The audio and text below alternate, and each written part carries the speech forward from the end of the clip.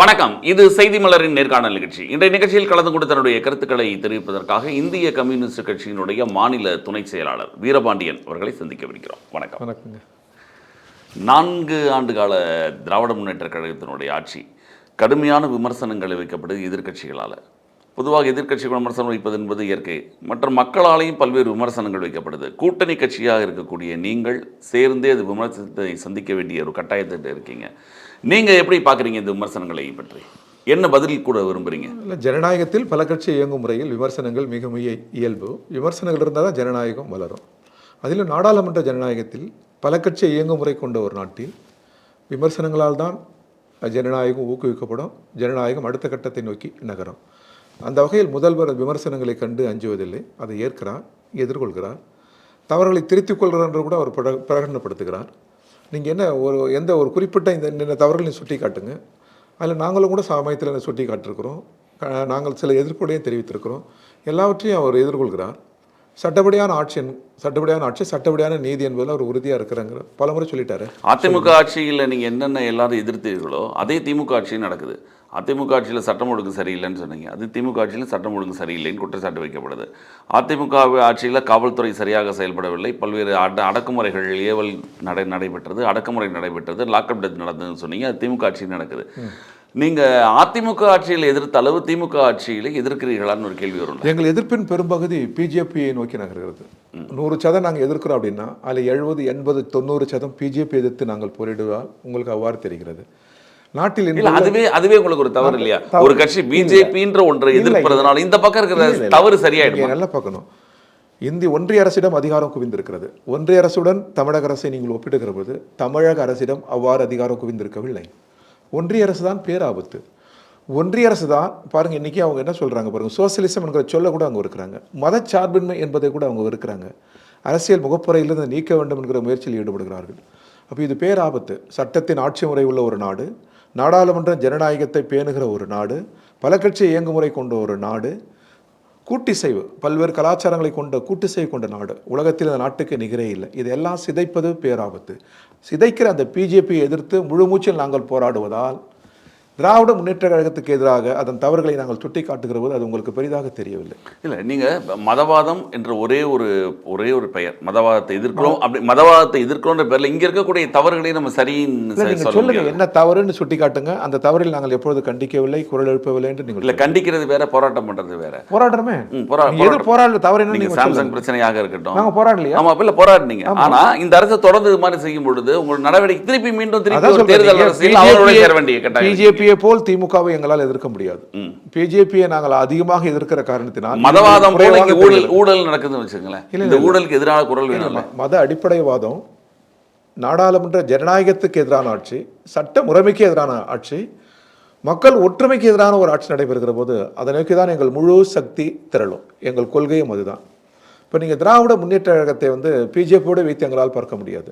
திமுகவில் என்னென்ன தவறு நீங்கள் சொல்லுங்கள், என்னென்ன தவறில் நாங்கள் தவறு இருக்கிறோன்றதை நீங்கள் சுட்டி காட்டுங்க, நான் சொல்கிறேன். இல்லை, தவறு என்னென்ன தவறுன்னு நீங்கள் சுட்டி காட்ட வேண்டிய அவசியம் இல்லை. உங்களுக்கு தெரிஞ்சிருக்கு, நீங்கள் எதிர்க்கிறீங்க. உங்களுடைய தோழமை கட்சியில் மார்க்சிஸ்ட் கம்யூனிஸ்ட் கட்சியுடைய தலைவர் சண்முகம் அவர்களே என்ன சொல்லியிருக்காரு அப்படின்னா, 95% வாக்குறுதிகளை நிறைவேற்றவில்லை அப்படின்னு சொல்றாங்க. அப்போ நிறைவேற்றாத ஒரு அரசுக்கு தொடர்ந்து நீங்க ஆதரவு அளிப்பதும், அடுத்த தேர்தலில் அவரோட இணைந்து பயணிப்பதும், பிஜேபின்ற ஒரு எதிர்த்தரப்பை மட்டும் வைத்து அரசியல் செய்ய முடியுமான்னு கேட்கிறேன். எளிதில் கடந்து சென்று விடக்கூடாது. தமிழகத்திற்குரிய நிதியை தந்தார்களா? ஒரு நெருக்கடியை அவங்க கொடுக்குறாங்க. தமிழகம் புயல் வெள்ளத்தால் பாதிக்கப்பட்ட போது அதனுடைய நிதி வந்து சேர்ந்ததா? தனக்குரிய பங்கு ஜிஎஸ்டி வந்து சேர்ந்ததா? நீங்கள் தமிழ்நாட்டுக்கு உரிய நிதியை முடக்குகிற போது இந்த ஆட்சியை நீங்கள் முடக்குகிறீர்கள். இன்னொன்று, இரட்டை ஆட்சி முறையை நிறுவுகிறீர்கள். இப்போ நீங்கள் மக்களால் தெரிவு செய்யப்பட்ட முதல்வர் இருக்கிறாரு, ஆனால் கவர்னரை விட்டு ஒரு சிக்கல் நீங்கள் கொடுக்குறீங்க, இடையூறு நீங்கள் கொடுக்குறீங்க. தங்கள் கருத்துக்கு எதிராக, தங்கள் ஆட்சி முறைக்கு எதிராக இருக்கிற கட்சிகளுக்கு எல்லாவற்றுக்குமே எல்லா மாநிலங்களுக்கும் நீங்கள் நெருக்கடியை தர்றீங்க. இந்த நெருக்கடியை மீறி சமாளித்து தான் ஒன்றிய அரசுக்கு எதிரான ஒரு போராட்டத்தை துவக்கியிருக்கிறார் முதல்வர். எனவே தான் முதல்வருடன் அரசியலாக நாங்கள் அணி சேர்ந்திருக்கிறோம். இதன் பொருள், இப்போ ஆசிரியர்கள் போராட்டம், ஊழியர்கள் போராட்டம், தொழிலாளர்கள் போராட்டம்னாக்கா இந்த போராட்டங்களில் நாங்கள் உள்ளபடி எங்கே நிற்போம்னு உங்களுக்கு தெரியும். தமிழக அரசின் பக்கம் நிற்க முடியாது, தொழிலாளர் பக்கம் தான் நிற்போம். அது ஊழியர் பக்கம் தான் நாங்கள் நிற்போம். அவ்வாறு என்று தான் நாங்கள் குரல் எழுப்பியிருக்கிறோம். நீங்கள் என்ன பண்ணுறீங்கன்னாக்கா, முழு சக்தியும் திரட்டி திராவிட முன்னேற்றத்துக்கு எதிராக போராடுங்கள் என்று சொன்னால் அது முடியாது. எங்கள் முழு சக்தியும் பிஜேபி தான் நாங்கள் போரிடுவோம். அவர்களை நாங்கள் சுட்டி பிஜேபி இருக்கிற மாநிலங்களில் சரி, இங்கே பிஜேபி இங்கே ஒரு ஆட்சியில் பிஜேபி கிடையாது. அப்படிங்கும் பொழுது நீங்கள் முழுக்க முழுக்க பிஜேபி எதிர்க்கிறேன்ற பேர்வையில் இங்கே இருக்கக்கூடிய தவறுகளை ஏன் சுட்டி காட்ட மறுக்கிறீங்கன்னு ஒரு கேள்வி வர. எந்த சுட்டி காட்டல நீங்கள் சொல்லுங்க.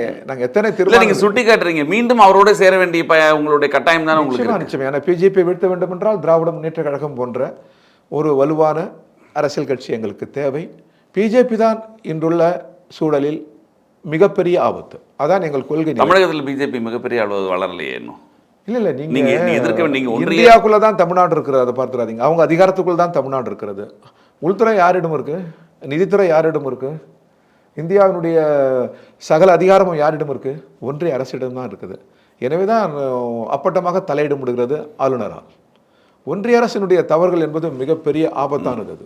அது அரசியல் சாசனத்துக்கே விரோதமானது. அதை அடுக்கலாம், அதை பேசலாம். எனவே அந்த ஆபத்தின் முன்னால் இது என்ன பெரிய ஆபத்து? இது என்ன எளிய மக்களுக்கும் ஏழைகளுக்கும் ஒரு எதிரான ஆட்சி? அந்த ஆட்சி, இந்த ஆட்சியில் தவறு இல்லை நான் சொல்ல வரல. இந்த ஆட்சி சில நேரங்களில் கடமை தவறுகிறது என்று நம்ம சொல்ல வரல.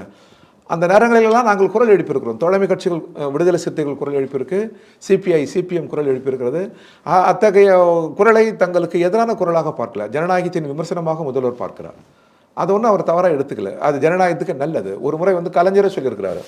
திருவாரூரில் இன்றைக்கு இருக்கிற முத்தரசன் அவர்கள் விவசாய தொழிலாளர் சங்கத்தினுடைய மாநில பொதுச் செயலாளராக இருந்தார். அப்போது விவசாய தொழிலாளர்களுக்காக பல்வேறு சட்டங்கள் நிறைவேற்றப்பட்டது. அப்போது அவருக்கு பாராட்டு கூட்டம் நடைபெற்றது. அதில் முதல்வர் பேசினார். நீங்கள் எப்பொழுதும் கோரிக்கை முன்வைக்கிறீர்கள், எப்பொழுதுமே நீங்கள் போராடுகிறீர்கள், எப்பொழுதுமே உங்கள் குரல் அரசுக்கு எதிராக உயர்ந்து கொண்டே இருக்கிறது. அது நல்லது. நீங்கள் போராடாமல் யார் போராடுவது? நீங்கள் எடுத்து சொல்லாமல் யார் எடுத்து சொல்வது? நீங்கள் கோரிக்கை முன்வைக்காமல் வேறு யார் முன்வைப்பதுன்னு பகிரங்கமாகவே சொன்னார். எனவே கலைஞரை அவரும் உணர்ந்திருப்பார், தமிழக முதல்வர் உணர்ந்திருக்கிறார் என்று நாங்கள் நம்புகிறோம். எனவே தான் நாங்கள் தொழிலாளருக்கு ஆதரவாக போராடுகிற போது, ஊழியர்களுக்கு ஆதரவாக குரல் எழுப்புகிற போது, அரசின் தவறுகளை சுட்டி காட்டுகிற போது ஒருபோதும் ஏன் இவ்வாறு நடந்து கொள்கிறீர்கள் என்று நாங்கள் கேட்டதில்லை. அவருக்கு தெரியும் ஜனநாயகத்தில் இது மிக இயல்பு என்று தெரியும். இது வேறு, கூட்டணி வேறு. நாளையே ஒரு தொழிலாளர் பிரச்சனை எழுகிறதுன்னு வச்சுக்கோங்க, நாங்கள் அரசின் பக்கமாக இருப்போம். ஒருபோதும் கண்களை மூடிக்கொண்டு தொழிலாளர் பக்கம் தான் இருப்போம். தொழிலாளர் பக்கம் தான் கம்யூனிஸ்டுகள் நிற்பீர்கள்னு தெரியும். ஆனால் வெறும் நம்ம சுட்டி காட்டிக்கொண்டே தான் இருக்கிறோம் தவிர போராட்டங்களும் நீங்கள் இப்போ சென்ற அரசில் ஆன மாதிரி இன்ற அரசுக்கும் நீங்கள் போராட வேண்டியிருந்தால் கூட்டணி எதற்காக? இந்த ஆட்சியை வீழ்த்தி விட்டு எந்த ஆட்சிக்கு வரணுன்றீங்க? பிஜேபி அதிமுக ஆட்சிக்கு வரணும்னு நீங்கள் விரும்புகிறீங்களா? அது உங்களுக்கு விருப்பமாக இருக்கலாம். எங்கள் நிலை அது அல்ல.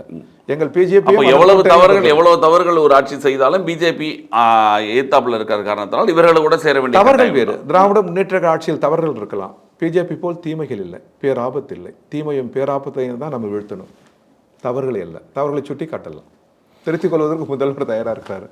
சொல்லுங்க. இல்லை, இங்கே சட்டம் ஒழுங்கு பற்றி கடுமையான விமர்சனங்கள். நீங்கள் சொல்ற தொழிலாளர்கள் போராட்டங்களுக்கெல்லாம் நீங்கள் ஆதரவாக இருக்கிறீங்க, எங்கள் கம்யூனிஸ்ட் கட்சி ஆதரவாக இருக்கீங்க. ஆனால் இங்கே சட்டம் ஒழுங்கு மிகப்பெரிய இப்போ நடந்த நீங்கள் கடைசியாக நடந்த லாக்அப் டெத்தில் இருந்து எல்லா விஷயங்களையும் பார்த்தீங்கன்னா திமுக அரசு தொடர்ந்து தவறு செய்கிறதுன்னு ஒரு இல்லை, அதை நாங்கள் ஏற்கவில்லை, கண்டிக்கிறோம். ஒரு போலீஸ் கொள்கை மாற வேண்டும். ஆட்சியாளர்கள், காவல்துறை உயர் அதிகாரிகள் மட்டத்தில் பல முறை முதல்வர் பேசியிருக்கிறாரு. எல்லா முதல்வர்களும் அவ்வாறு தான் பேசுகிறார்கள். நீங்கள் சாதாரண மக்களிடம் கருணையோடு அணுகணும், அதிகாரத்தோடு நீங்கள் அணுகக்கூடாது, துன்புறுத்தக்கூடாது. மனித உரிமை உச்சத்தில் உள்ள ஒரு நாடாளுமன்ற ஜனநாயகம் பேணுகிற நாடு நம்முடைய நாடு. எனவே காவலர்கள், உயர் அதிகாரிகள், குறிப்பாக காவல்துறை அணுகுமுறை மாற வேண்டும்.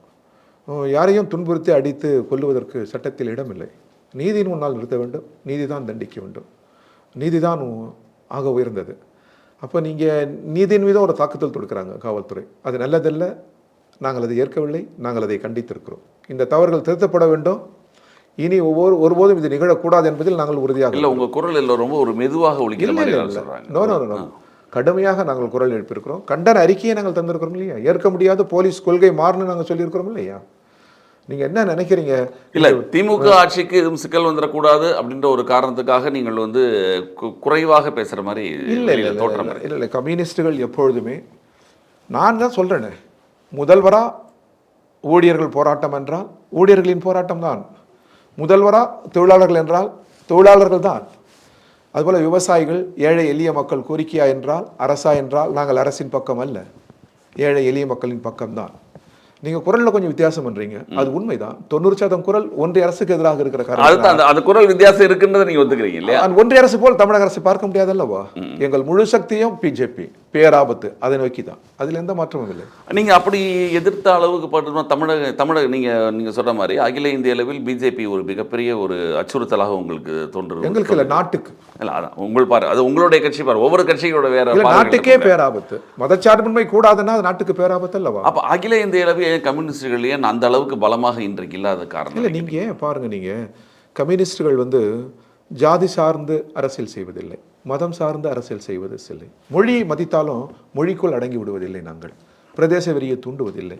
இன்னைக்கு ரொம்ப மலிவாகி விட்டது மொழியை. நீங்க தேசிய கட்சி அப்படிங்கிறதுனால கூட இருக்கலாம் இல்லையா? உங்களுடைய சிந்தனை தேசிய சிந்தனை, உலக சிந்தனையும் கூட.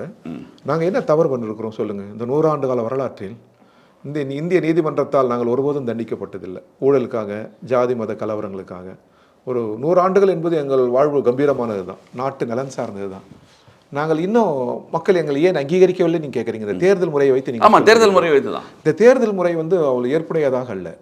டாக்டர் கலைஞர் அவர்கள் தனது கடைசி தருவாயில் சொன்னார், தேர்தல் சீர்திருத்தம் வேணும், விகிதாச்சார முறை வேணும்னாரு. விகிதாச்சார முறை ஒன்று வந்து விட்டால் கம்யூனிஸ்டுகளுக்குரிய இடம் இருக்கும். நாடு முழுவதும் கம்யூனிஸ்டுகள் இருக்கிறோம். இந்த தேர்தல் முறைகளில் எங்களால் வெற்றி பெற முடியவில்லை இல்லைங்களா? இந்த தேர்தல் முறை எவ்வாறு இருக்கிறதுன்னு உங்களுக்கு தெரியும். இது மாற்றப்பட வேண்டும் என்பது தொடர்ந்து நாங்கள் வலியுறுத்துகிறோம். அதில் இந்திரஜித் குப்தா கமிட்டியினுடைய அறிக்கை நீங்கள் படிச்சிருப்பீங்க, உலக நாட்டுக்கு தெரியும். அது அமலாக்கப்படணும்.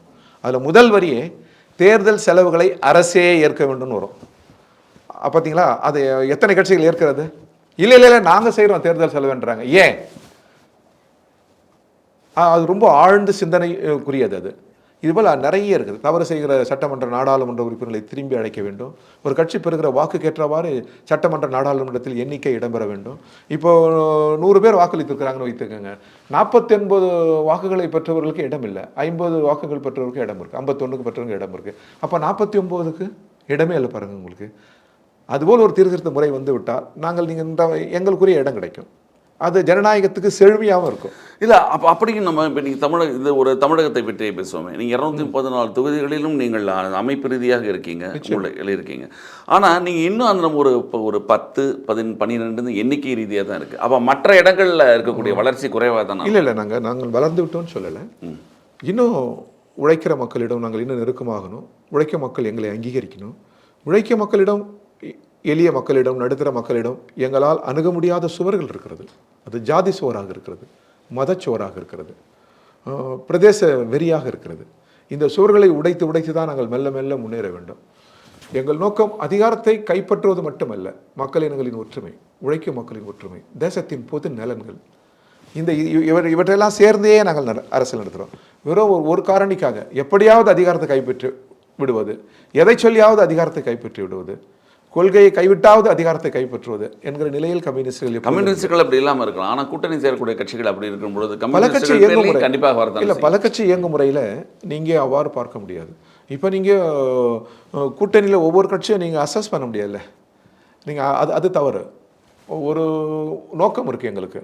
ஒன்றியத்தில் நமது அரசியல் சட்டத்திற்கும் மக்கள் ஒற்றுமைக்கும் எதிராக இருக்கிற ஒரு ஆட்சி, அதுதான் பெரும் தீமை. அதை வீழ்த்த வேண்டும் என்று நாங்கள் முடிவெடுக்கிறோம்.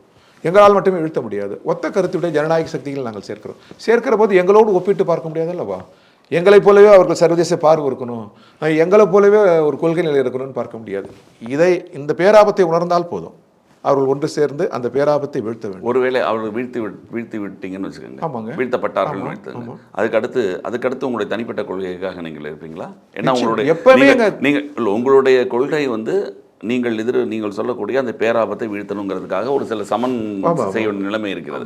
ஒருவேளை வீழ்த்தப்பட்டு விட்டால் அதற்கப்புறம் உங்களுடைய எப்பொழுதுமே நாங்கள் எங்கள் தனித்த தன்மையை கைவிடுவதில்லை, எங்கள் கொள்கையை கைவிடுவதில்லை. எங்கள் கொள்கை என்ன? ஏகாதிபத்திய எதிர்ப்பு, போர் எதிர்ப்பு, முதலாளித்துவ எதிர்ப்பு, நிலப்பரப்புத்துவ எதிர்ப்பு, பெண்களை அடிமைப்படுத்துகிற அந்த கொடுமைகளை எதிர்த்து போரிடுவது, வறுமையும் ஏழ்மையும் சுரண்டையும் இல்லாத ஒரு புது சமூகத்தை காண்பது, இதான் எங்கள் கொள்கை. இந்த கொள்கையை நாங்கள் எப்பொழுதுமே சமரசம் செய்து ஒரு கேள்வி. ஒரு 30 வருடங்களுக்கு முன்பு நம்ம பார்க்கும்போது நமக்கே தெரியும், பள்ளிகளிலும் சரி, கல்லூரிகளிலும் சரி, வெளியில் இருக்கக்கூடிய இளைஞர்களும் சரி, ஒரு கம்யூனிஸ்ட் தாக்கம் அப்படின்னு ஒன்று இருந்தது. நமக்கு பரவாயில்ல, நம்மளே அறிந்தது. நாங்கள் கல்லூரியில் படிக்கும்போது எதுவாக இருந்தால் இருந்தது. அந்த இளைஞர்கள்கிட்ட மிகப்பெரிய ஒரு தாக்கம். எந்த இடத்துல இருந்தாலும் ஒரு 10 கம்யூனிஸ்டுகள் இருப்பாங்க, அது இளைஞர்களாக இருப்பாங்க அப்படிங்கிறது இருந்தது. அந்த நிலைமை இன்னைக்கு இருக்கு இல்லை? ரெண்டுல இருக்கிறது. பல்கலைக்கழகங்களில், கல்லூரிகளில் கவிஞர்கள், எழுத்தாளர்கள், பெரும் இளைஞர்கள் பெருமளவில் இன்னைக்கு கம்யூனிஸ்ட் சேர்றதில்லைன்னு நான் சொல்றேன் பாருங்க. உலக பல்கலைக்கழக ஆய்வு சொல்லுகிறது. உலக பல்கலைக்கழக ஆய்வில் இடது சிந்தனை தான் அதிகமாக இருக்குது. இப்போ நீங்கள் அமெரிக்காவில், ஐரோப்பாவில் பார்த்தீங்கன்னா பெரும் செல்வந்தர்கள் விட்டு பிள்ளை தான் படிக்கிறான். ஆனால் அவன் தான் இஸ்ரேல் யுத்தத்துக்கு எதிராக பிரம்மாண்டமான போராட்டத்தை நடத்தினான். அமெரிக்காவினுடைய ஆக்ஸ்போர்டு இந்த மாதிரி ஏல் யூனிவர்சிட்டிஸ்லாம் நிறைய ஒரு ஆய்வு பண்ணி யார் இவங்கன்னு பார்த்தா எல்லாம் லெஃப்ட் ஐடியாலஜிகள் தான். நீங்கள் இந்தியாவில் இருக்கிற பல்கலைக்கழகங்களில் பாருங்க, லெஃப்ட் ஐடியாலஜிகளோடு தான் தேர்தலில் போட்டியிடுறான், வெற்றி பெறான், நான் தோற்று போகிறான். அங்கே ஒரு இடம் இருக்குது. நீங்கள் எழுத்தாளர்கள், கவிஞர்கள், உங்களை போன்ற ஊடகவியலாளர்கள் எல்லோருடமே அந்த இடதுசாரி கருத்தியல் இருக்கிறது. அவங்க சோஷியல் லெஃப்டாக இருக்கிறாங்க, பார்ட்டி லெஃப்டாக இல்லைன்னுங்க. நீங்கள் வந்து நாங்கள் பெறுகிற வாக்கை வைத்து, எங்கள் கட்சியின் எண்ணிக்கையை வைத்து குறைந்துவிட்டதாக நீங்கள் சொல்கிறீர்கள். அல்ல, அறம் சார்ந்தவர்கள், ஒரு விடுதலை கருத்து உடையவர்கள், போர் கூடாது என்கிறவர்கள், புதிய நீதி இந்த மண்ணில் எழ வேண்டும் என்கிறவர்கள் எல்லோருடமே அந்த இடதுசாரி கருத்தியல் இருக்காது. அது வெடித்து வெளிவரக்கூடிய சூழல் இன்னும் வரவில்லை. வருகிற போது இதை தவிர மாற்று எது சொல்லுங்கள்? முதலாளித்துவமே மாற்றல்ல அல்லவா? ஏகாதிபத்தியமே மாற்றல்ல அல்லவா? இந்த ஏற்றத்தாழ்வுகளே மாற்றல்ல அல்லவா? இந்த மனிதனை மதிக்கிற, மனித மதிப்புகள் வெளியிடுகிற ஒரு புது சமூகம் எது சொல்லுங்க? இந்த சமூகம் அல்ல. அப்போ புது சமூகம் எது? அதான் சமதர்ம சமூகம். அதனால தான் டாக்டர் அம்பேத்கர் போன்ற மேதைகள் சோசியலிஸ்ட். நீங்க சொல்லக்கூடிய கருத்துக்கள் இன்றைக்கு இளைஞர்களுக்கு போய் ஏன் சேரலைன்னு கேட்குறேன்.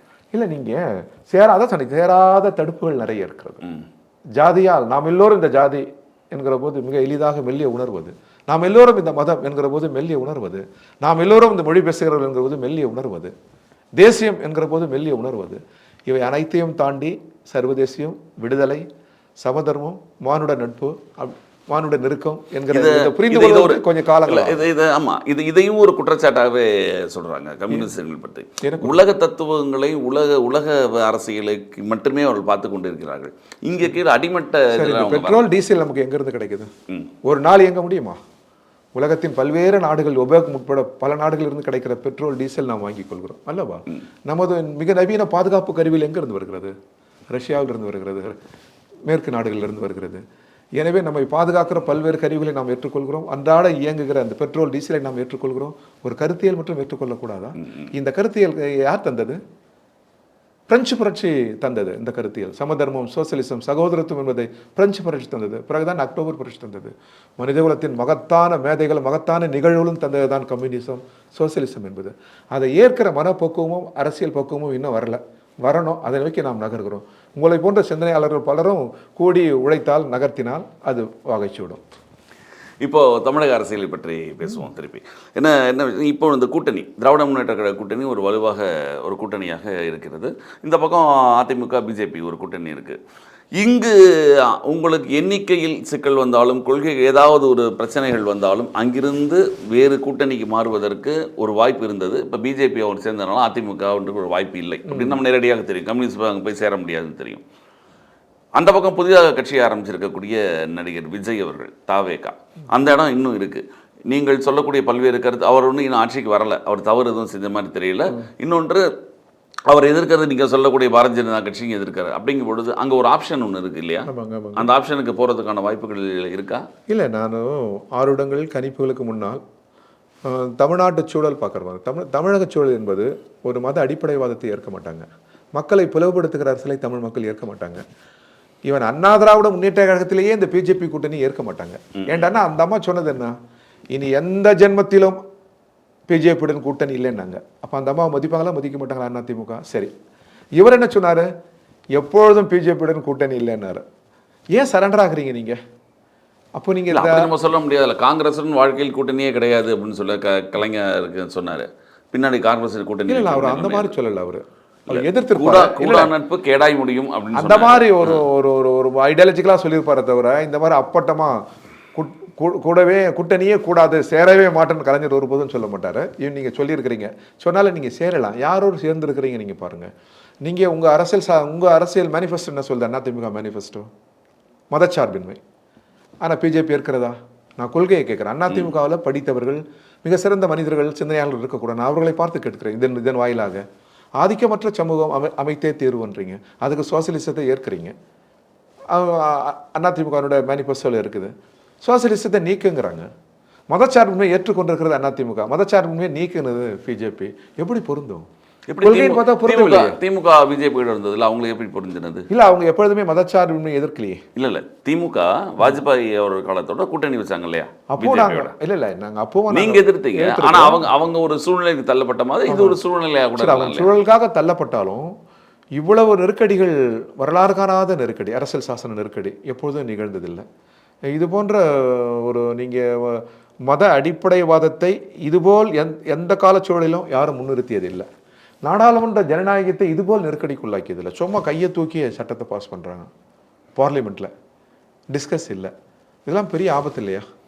இல்லை அதான் இப்போ நினைத்தால், இப்போ நீங்கள் ஒரு கருத்து பிஜேபிக்கு எதிராக சொல்லிட்டா மறுநாள் காலையில் உங்கள் வீட்டை வந்து தட்டுறாங்க, கதவை தட்டுறாங்க, ரைட் பண்ணுறாங்க. இப்படியே இந்தியா முழுவதும் எவ்வளோ பேர் மிரட்டுறாங்க, பார்த்துட்டு தான் நம்ம இருக்கிறோம். இதெல்லாம் சட்ட விதி மீறல் அல்லவா இது? இல்லை ஊழலுக்கு எதிராக இப்போ நீங்கள் வந்து ரைட் பண்ணித்தானே தீரணும். எப்படிங்க? இப்போ ஒரு ஊழல் நடக்குது, அந்த குழுவருக்கு ஆட்சி மாறும்போது தெரியும். அதே குழுவை ஆட்சி அதிகாரத்துக்கு யார் வருகிறார்களோ அவர்கள் கையில் வரும். இப்போ அதிமுக ஆட்சியில் இருக்கும் பொழுது பல்வேறு குற்றச்சாட்டுகள் வரும். அவங்க வந்து இறங்கின உடனே திமுக வந்தோடனே அவங்க மேலே வழக்கு போடுவாங்க. இது போல் எல்லா இடத்துலையும் நடக்கிறது தானே இதுன்னு கேட்குறேன். இல்லை, நீங்கள் தீமைக்கு இன்னொரு தீமை அல்ல, பழிக்கு பழி அல்ல ஜனநாயகம். நீங்கள் எப்படி வளைக்கிறீங்க நாடே அறிந்திருக்கிறது.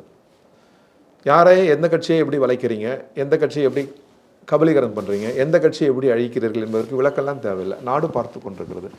எனவே இந்திய மக்களும் தமிழக மக்களும் நல்ல தீர்ப்பு வழங்குவார்கள். திராவிட முன்னேற்ற கழகத்தின் தலைமையிலான இந்த கூட்டணி நிச்சயம் வெற்றி பெறும். மிக்க நன்றி. தமிழகத்தினுடைய தற்கால அரசியல் நடப்புகள் மற்றும் 2026 தேர்தல் கூட்டணிகள் மற்றும் கம்யூனிஸ்ட் சித்தாந்தங்கள் உலக அளவு மற்றும் இந்திய அளவில் எப்படி செய்யப்படுகிறது இது பற்றி விளக்கியதற்கு மிக்க நன்றி. நிகழ்ச்சியில் வந்து கலந்து கொண்டு தங்கள் மேலான கருத்துக்களை தெரிவித்ததுக்கு நன்றி.